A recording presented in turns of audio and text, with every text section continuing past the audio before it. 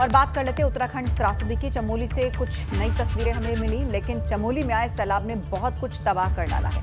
कुछ ही घंटों में रैणी गांव और उसके आसपास की तस्वीर पूरी तरह से बदल गई और अभी तक उस तबाही के निशान मौके पर मौजूद हैं। हमारे जाबाज जमीन का सीना खोदकर पहाड़ों की चोटी पर उन लोगों को तलाश करने की कोशिश कर रहे हैं जहां कहीं भी जिंदगी की आस बाकी है।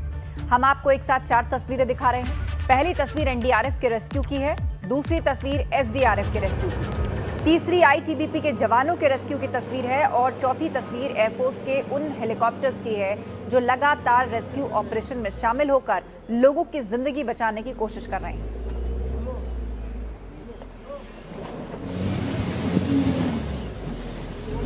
सीधा आपको ग्राउंड जीरो पर लिए चलते हैं जहां पर सब कुछ चल रहा है। अजीत सिंगराठी हमारे ब्यूरो चीफ वहां से इस वक्त हमारे साथ सीधा कनेक्ट है। अजीत, आज की सुबह कल से क्या बदलाव है, रात किस तरह से गुजरी, रेस्क्यू ऑपरेशन कहां तक पहुंचा?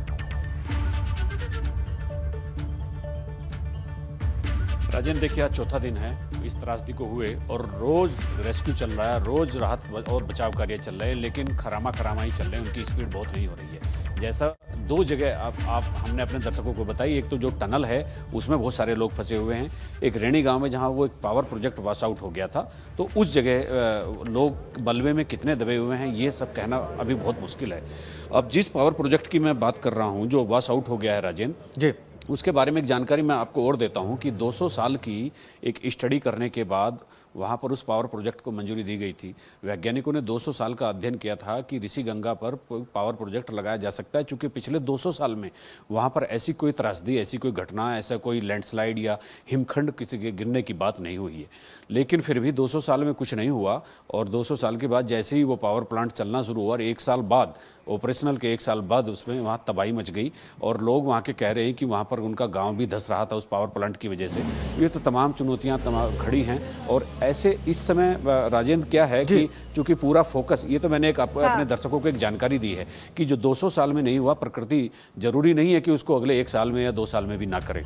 और लेकिन दूसरा जो सबसे चुनौतीपूर्ण कार्य है वो रेस्क्यू का है और रेस्क्यू का कार्य चुनौतीपूर्ण इसलिए है, जो टनल है उसमें काम करने का, अपने संसाधन भेजने का एक लिमिटेड स्पेस है। जैसा हम अपने दर्शकों को पहले भी बता चुके हैं कि टनल करीब 200 मीटर आगे जाकर उसका डाइवर्जन हो जाता है और जब अंदर मलबा जाता है, मलबा जितना भी निकाला जा रहा है वो अंदर से ऐसा लगता है जैसे बैक फायर मार रहा हो, तो इतना ही मलबा फिर इकट्ठा हो जाता है। एक ही जेसीबी मशीन एक बार जा सकती है।